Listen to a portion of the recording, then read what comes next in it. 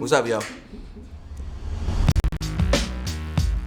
My name's Robert Clifton. I'm the Chief Creative Officer. The most satisfying part of my job, I think, is seeing the ideas come to life. It's interesting to be in the room when people come up with ideas and you see something and you're like, it's that eureka moment. It sounds, corny, but when somebody says like that's it. I think one of the most important pieces of advice for creators of color is really understanding how to sell.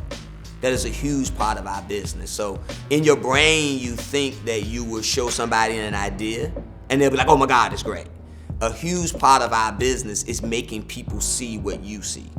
And so you are constantly selling people on their ideas. So you might have to bring some things to the table in order to show them what it is. In '91, I did a spot that revolved around hip hop. A lot of people in corporate America had no idea, especially at the top levels. 70-year-old CEOs had no idea what hip hop was. So I came in, I had Billboard charts, I had MTV stats, I had all these things in order to prove out that hip hop was powerful. And it's great because they're at the table like, well, is that true? Is that true? What does that mean? Whatever. And bring them their sources, the things that they're used to listening to in order to sell yourself.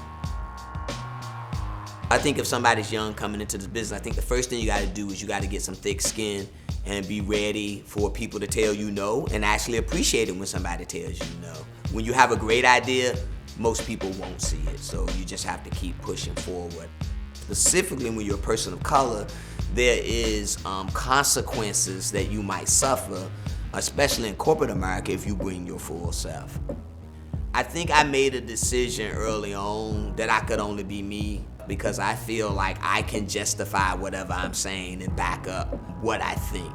The power of creativity from people of color is going to rise to the top, and you can see it in Hollywood, you can see it in music, you can see it in art, you can see the surge of creativity that you can't deny. I think all of the other parameters around it are gonna force a day where you will get your due.